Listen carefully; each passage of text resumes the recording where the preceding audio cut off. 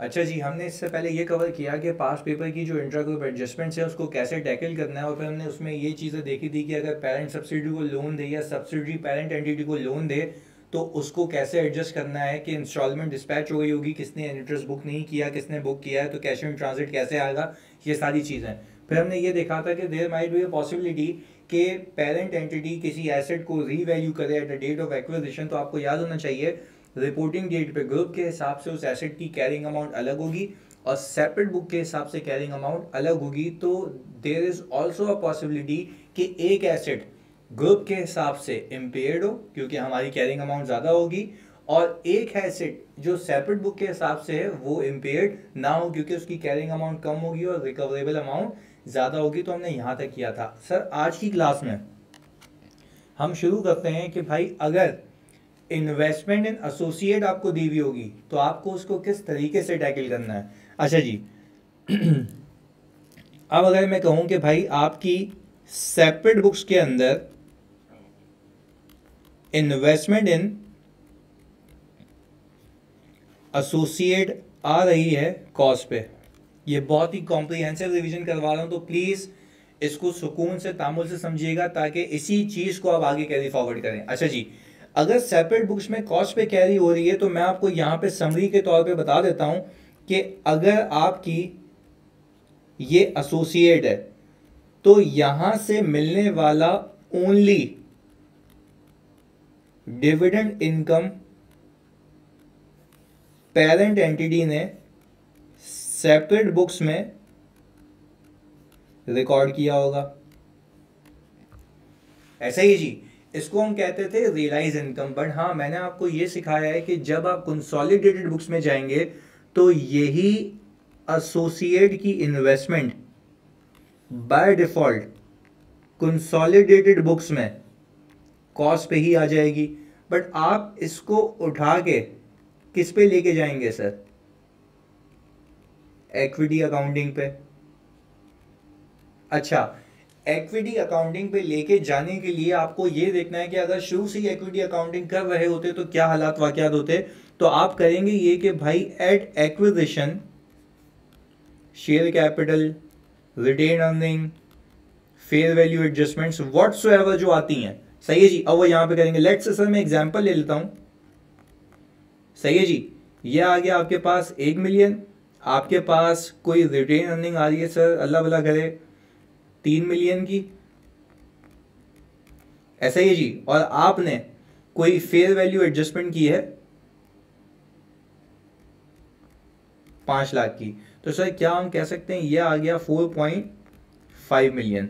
अच्छा जी, आपको करना यह है कि आपने इसका अपना शेयर निकाल के देखना है कि आपका शेयर ऑफ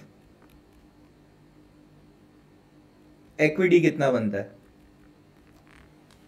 ऐसे ही ना, आपकी इक्विटी का आपका शेयर कितना बनता है। अगर आपकी इन्वेस्टमेंट ज़्यादा है और ये शेयर कम है, दैट मीन्स कि कोई मसले वाली बात नहीं है, आपने गुडविल के लिए पैसे दिए, वो गुडविल के पैसे इसी इन्वेस्टमेंट के अंदर रहेंगे। फिर हमें ये याद होना चाहिए कि ये जो रिटेन अर्निंग है ये सेम नहीं रहता, ये यहाँ पे आते आते प्रॉफिट्स की वजह से इंक्रीज हो जाएगा, डिविडेंड्स की वजह से डिक्रीज हो जाएगा। तो हम ये देखते हैं कि भाई retain earning at reporting date कितना है, और यहाँ पे आप एक परसेंटेज लगा के अपना शेयर निकाल लेते हैं। पर मैं आपको ये बात फिर बताता चलूँ कि जो एक्विजिशन से लेके रिपोर्टिंग डेट तक का सफ़र होगा, ये बहुत सुकून से समझिएगा, ये एक्विजिशन डेट से लेके रिपोर्टिंग डेट तक का जो सफ़र होगा, और ये जो चेंज आएगा, चाहे वो चेंज इंक्रीज है यानी शेयर ऑफ प्रॉफिट है या लॉस है, और तो आपको करना यह है कि भाई आपको याद होना चाहिए कि ये जो शेयर ऑफ प्रॉफिट होगा ये अनडिस्ट्रीब्यूटेड, देखो शेयर ऑफ अनडिस्ट्रीब्यूटेड प्रॉफिट, यानी अनडिस्ट्रीब्यूटेड प्रॉफिट का मतलब यह है कि अगर सब्सिडी ने कमाए थे, सब्सिडी कह रहा हूं, एसोसिएट ने कमाए थे 100 रुपए, सही है जी, उसने बांटे 20 रुपए, तो 20 रुपए का जो तुम्हारा हिस्सा है वो तुम्हारी सेपरेट बुक्स में ऑलरेडी रिकॉर्डेड है। बट हाँ, यहां से जो आएगा, यहां से जो आएगा वो अनरियलाइज पोर्शन आएगा, जिसकी तुम एंट्री ये बनाते हो इन्वेस्टमेंट डेबिट और सर ग्रुप रिजर्व या पीएनएल क्रेडिट। मैं सिर्फ यहाँ पे ये इसलिए आपको याद दहानी के लिए बता रहा हूँ कि आपकी इन्वेस्टमेंट, ये बहुत अहम बात बता रहा हूँ, बहुत अहम बात, आपकी इन्वेस्टमेंट सिर्फ शेयर ऑफ अनडिस्ट्रीब्यूटेड प्रॉफिट से इंक्रीज होती है।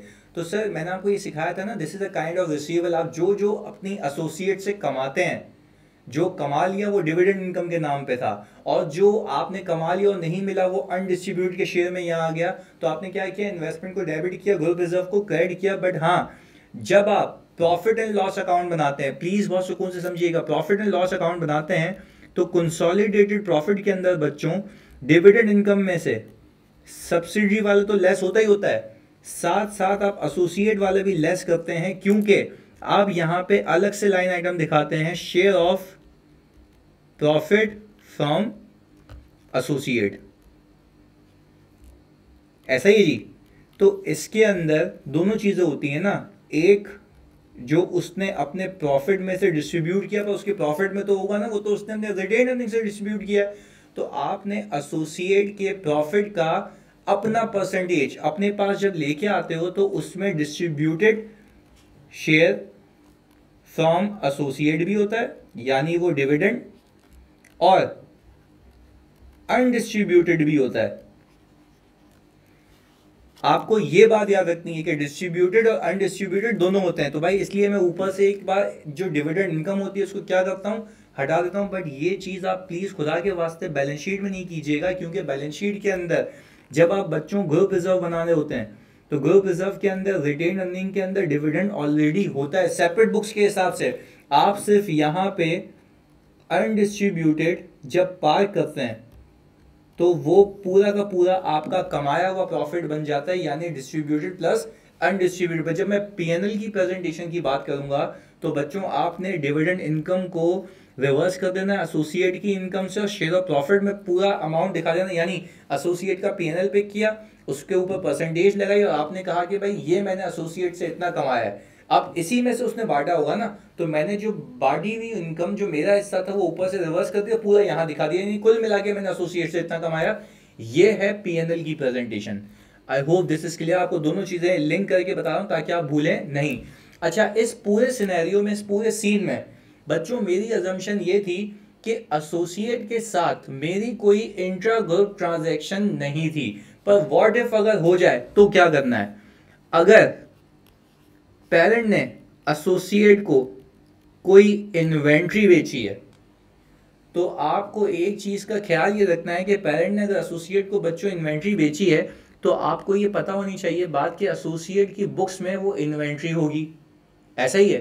पर मैं आपसे सिर्फ इतनी सी बात पूछना चाहता हूं कि जब कंसोलिडेशन होती है तो वो 100% होती है, यानी हमारा सेल किया हुआ प्रॉफिट, यानी हमारा कमाया हुआ प्रॉफिट उसकी इन्वेंट्री में 100% होता है। बट क्या इस केस के अंदर क्या आपकी कंसोलिडेशन होती है या इक्विटी अकाउंटिंग में आपका से शेयर आता है, सर आपका से शेयर आता है, तो इस केस में क्या हम ये कह सकते हैं कि जो अनरियलाइज्ड प्रॉफिट आप निकालते हैं उसको आप किससे मल्टीप्लाई कर दीजिएगा, होल्डिंग परसेंटेज से। यानी टेक्निकली अगर मैं कहूं तो मैंने जो एसोसिएट को बेचा उसकी इन्वेंट्री के अंदर तो होगा unrealised profit he, but over statement अपने आप से कितने दिखेगी सर, 100% या holding percentage? Sir holding percentage, क्योंकि आपका स्टेक यानी आपका कंट्रोल 100% नहीं है। तो उस केस में आपने करना ये होता है, बैलेंस शीट में ग्रुप रिजर्व को डेबिट करना होता है, क्योंकि आप ही वो शख्स हैं, आप ही वो पेरेंट एंटिटी हैं जिसने अपने रिटेन अर्निंग में वो इनकम को रिकॉर्ड किया होगा, और जब तक वो रियलाइज नहीं हो जाता to the extent of your share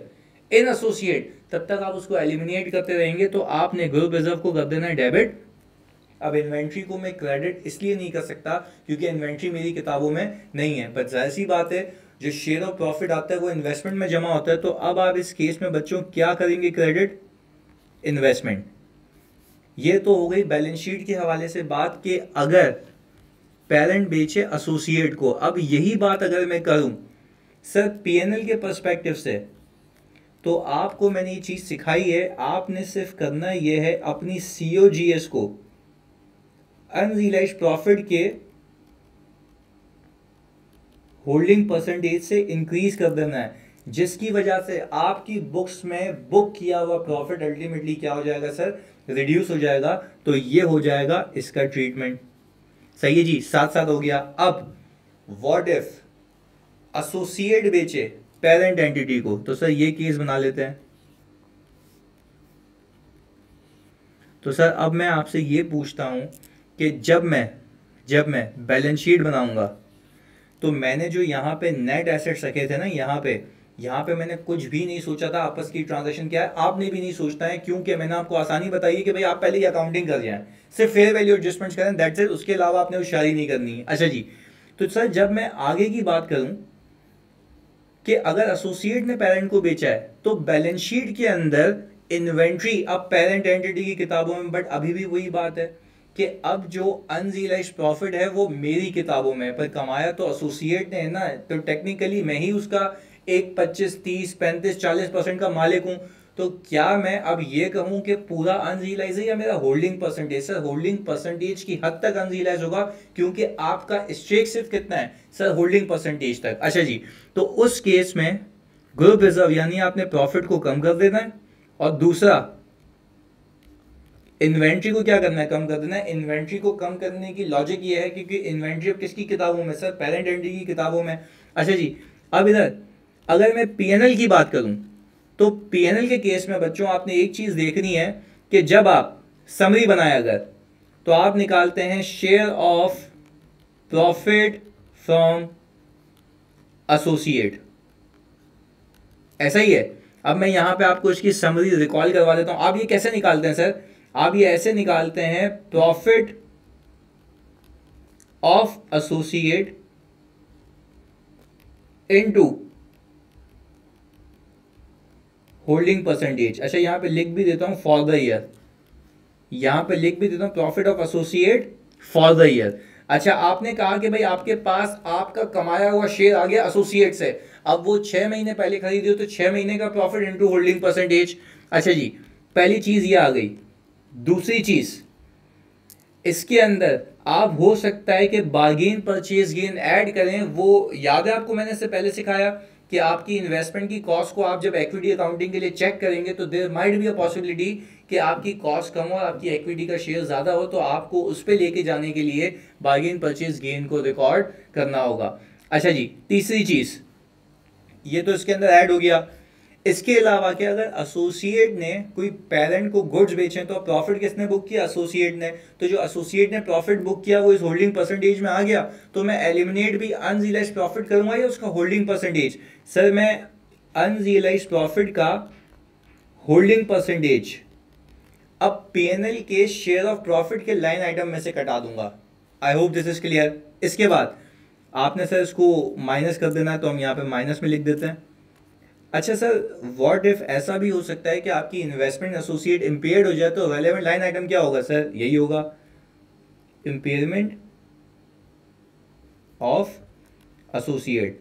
अगर वो आपको लिख के देता ना कि your investment in associate has been impaired, तो भाई आप उसके ऊपर परसेंटेज नहीं चिपकाना, क्योंकि वो आप ही की इन्वेस्टमेंट की परसेंटेज बता रहा है, ये बात याद रखिएगा।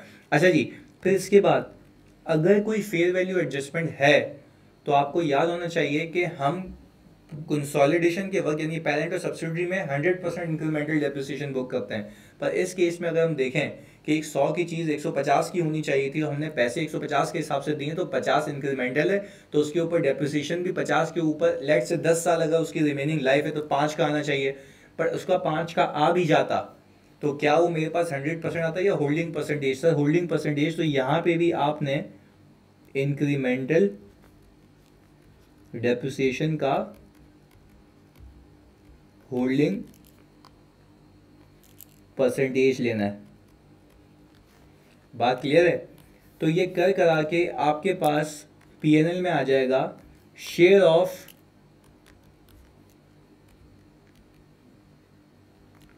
प्रॉफिट फ्रॉम एसोसिएट, जिसको हम कहेंगे एडजस्टेड।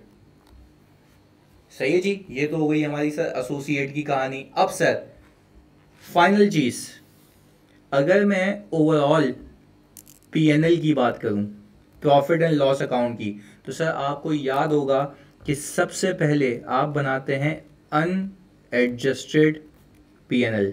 यहाँ पे बहुत सी चीज़ें रिवाइज होने वाली हैं सर। अनएडजस्टेड पीएनएल कैसे? पेरेंट का पैसा उठाओ, सब्सिडी का उठाओ, अगर वो इस साल खरीदी गई है तो अपोर्शन करके प्लस कर दो। अच्छा जी, यहाँ पे सेल्स आ जाएगा, COGS, सही है जी, एडमिन, सेलिंग, सही है जी, टैक्स, अदर इनकम व्हाटसोएवर, ऐसा ही है।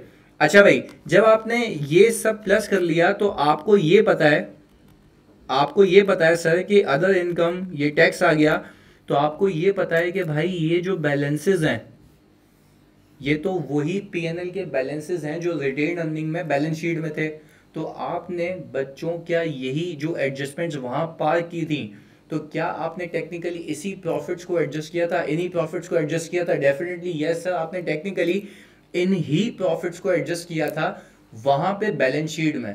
यानी आपने रिटेन अर्निंग में, यानी जो हमने नेट एसेट्स ऑफ सब्सिडी बनाए थे, तो आपने वहां पे अनरियलाइज माइनस किया था, तो उसका प्रॉफिट वहां रिटेन अर्निंग में तो कम हो गया, पर पीएनएल तो अभी भी ऐसे ही कोरा कागज है ना। तो जब पीएनएल तुम बना रहे हो तो वहां पे भी क्या वापस से तुम्हें ही एडजस्टमेंट्स करनी होंगी, बट उसका तरीकाकार क्या होगा, अलग होगा। अब एक और बात, लेट से कि अगर आपने ग्रुप रिजर्व के अंदर एक एडजस्टमेंट पार की थी, प्लीज सुनिएगा, ग्रुप रिजर्व के अंदर बच्चों अगर तुमने एडजस्टमेंट पार की थी अनरियलाइज्ड प्रॉफिट और इन्वेंट्री की, तो भाई वो आपने पेरेंट एंटिटी का प्रॉफिट कम किया ना। तो पेरेंट एंटिटी का प्रॉफिट रिटेन अर्निंग में कम हुआ, क्या पीएनएल में कम हुआ? वो अभी भी वैसा ही है सर, अभी भी वैसा ही है। तो यहाँ पे भी आप ही करेंगे। अच्छा, तो आपको कुछ चीजें यहाँ पे रिकॉल भी करवा देता हूँ, समझिएगा। पहले तो एक बात सर, यहाँ पे अगर आपकी एसोसिएट ने कॉस्ट अकाउंटिंग की हुई होगी तो शेयर ऑफ प्रॉफिट जैसी आपके पीएनएल में कोई लाइन आइटम नहीं होगा। There might also be a possibility कि शेयर ऑफ प्रॉफिट वो दिखाए और बोले वो गलत है, यानी इक्विटी अकाउंटिंग की गलत की हुई है, तो आप क्या करेंगे, उसको सही करेंगे। अब आगे देखिएगा सर, क्या मैं ये कह सकता हूं कि अगर पेरेंट सब्सिडी को सेल्स करे या सब्सिडी पेरेंट को सेल करे, तो हमें पता है कि आप दोनों की सेल्स में आपस की सेल भी शामिल है। मैं बाहर वाली मानता हूं तो मैं आपस की सेल्स को, यानी इंट्रा ग्रुप सेल्स को क्या कर दूंगा जी, रिवर्स कर दूंगा। सर मैं COGS को भी इंट्रा ग्रुप सेल से रिवर्स कर दूंगा। सर क्यों, लॉजिक बताएं।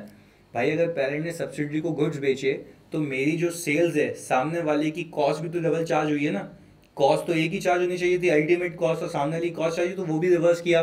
फिर आपने देखना यह है कि क्या ऐसा तो नहीं है कोई इन्वेंट्री बिकी नहीं हो, तो जो इन्वेंट्री बिकी नहीं है तो आपने 100% कैसे रिवर्स कर दी।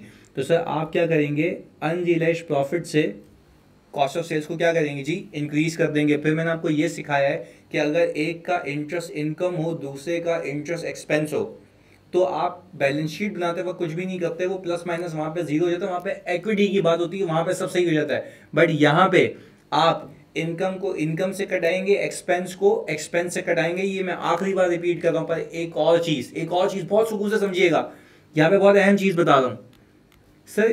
क्या जो मैंने ऊपर एग्जांपल दी थी कि सब्सिडी ने पेमेंट डिस्पैच की है एक्सपेंस बुक करके और पेरेंट ने इनकम नहीं बुक की, तो एक बात याद रखिएगा, यहाँ पे जब इनकम बुक नहीं हुई तो सिर्फ एक्सपेंस बुक हुआ हुआ है, तो आप रिवर्स क्या करेंगे, सिर्फ एक्सपेंस रिवर्स करेंगे। मैं प्लीज फिर आपको बताता चलूँ आपसे क्या रिवर्स करेंगे, एक्सपेंस जो बुक हुआ है सब्सिडी की तरफ से वो रिवर्स करेंगे, क्योंकि इनकम रिकॉर्ड ही नहीं हुई है।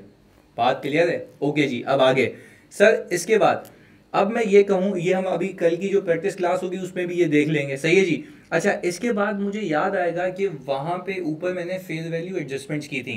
बच्चों, अगर फेयर वैल्यू एडजस्टमेंट की थी वो तो बैलेंस शीट की है ना, उसकी कोई सरप्लस क्रिएट नहीं हुआ था, उससे गुडविल पे इम्पैक्ट आया था। पर हाँ, उसकी वजह से इंक्रीमेंटल डेप्रिसिएशन वहां पे एजेड का आता है, यहाँ पे incremental depreciation for the year आएगा, जो आपके एडमिन एक्सपेंसेस को क्या करेगा, इंक्रीज करेगा, और अगर फेयर वैल्यू का डिक्लाइन है तो वो रिड्यूस करेगा। अच्छा जी, फिर हम इसके अंदर ऐड कर देते हैं इम्पेयरमेंट सर। अच्छा, इम्पेयरमेंट याद रखिएगा बहुत सुकून से कि फुल गुडविल हो, पार्शियल गुडविल हो, यहाँ पे इम्पेयरमेंट 100% चार्ज होगी।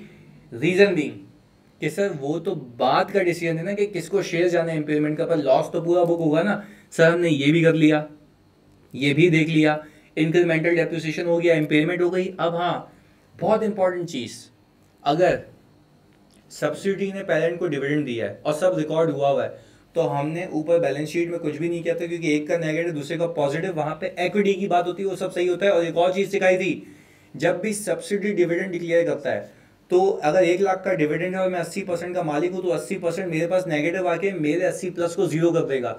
तो ग्रुप की जात पे 80% का कोई इफेक्ट नहीं आता है, क्योंकि एक की जेब से निकल के दूसरे की जेब में आ जाता है। बट जो फर्क आता है वो एनसीआई पे आता है, क्योंकि एनसीआई का पैसा उसको रियलाइज हो जाता है। आपको ये मैंने मतलब ये बिल्कुल क्लियरली बताया था, आपको ये याद भी रखना है कि भाई सब्सिडी के डिविडेंड डिक्लेयर करने से जो पैसा ग्रुप के बाहर जाता है वो सिर्फ एनसीआई वाला होता है, बट वो इक्विटी में होता है। वो किस में होता है? इक्विटी में। तो आपने यहां पे अदर इनकम से डिविडेंड फ्रॉम सब्सिडी को सर कटा देना है। सर मैंने आपको अभी सिखाया था ऊपर, डिविडेंड फ्रॉम एसोसिएट को भी आपने कटा देना है। और सर कोई इनकी सेपरेट बुक्स की एरर की एडजस्टमेंट होगी तो वो आपने कर लेनी है। सर जब ये आप प्लस माइनस करेंगे तो आप यहाँ पे share of profit from associate भी दिखाएंगे, जो मैंने ऊपर सिखाया। आप जब ये प्लस माइनस करेंगे तो आपके पास यहाँ पे आ जाएगा consolidated adjusted profit after tax. आपको पता है कि इस प्रॉफिट के अंदर पेरेंट का पैसा है, सब्सिडी का है, एसोसिएट का है। सर जो पंगा है वो इस हिस्से के ऊपर है। तो हम क्या करेंगे, सब्सिडी की सेपरेट बुक्स में से प्रॉफिट पिक करेंगे जो यहाँ कंसोलिडेट हुआ है। सर ये सेपरेट बुक से पिक किया तो ये क्या है? अनएडजस्टेड है। यहाँ पे मैं हर एक वो एडजस्टमेंट पार्क करूंगा जो कि इंक्रीमेंटल है, जिसने सब्सिडी के प्रॉफिट को क्या किया है? कम किया है। तो सर इंटरेस्ट एक्सपेंस इनकम वाली सर वो नहीं करूंगा ना। अच्छा अगर एरर होगा इसकी बुक्स का तो वो करूंगा, तो वो डेफिनेटली करूंगा सही यहाँ पे। अच्छा जी, तो सर मैंने कहा unrealised profit on inventory minus कर देंगे, अनरियलाइज्ड प्रॉफिट ऑन पीपी वो लेस कर देंगे, फॉर द ईयर है। अच्छा भाई, इम्पेयरमेंट इफ फुल गुडविल, तभी तो एनसीआई को शेयर जाएगा। इफ फुल गुडविल, ऐसा ही है जी।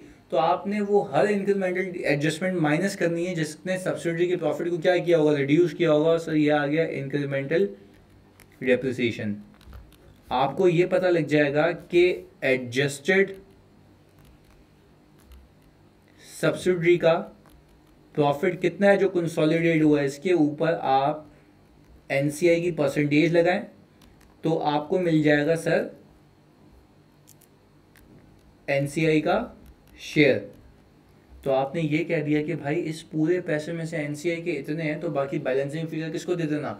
पेरेंट एंटिटी को दे देना। तो उसमें पेरेंट एंटिटी का अपना पैसा, एसोसिएट का उसका पैसा और सब्सिडी का जितना बनता है वो खुद ब खुद आ जाएगा, वो पूरा का पूरा एडजस्टेड होगा। तो सर आई होप आपको ये कंसोल रिवाइज हो गया होगा within a very short span of time. तो सर कल की क्लास में मिलते हैं with a very good question. जज़ाकल्लाह।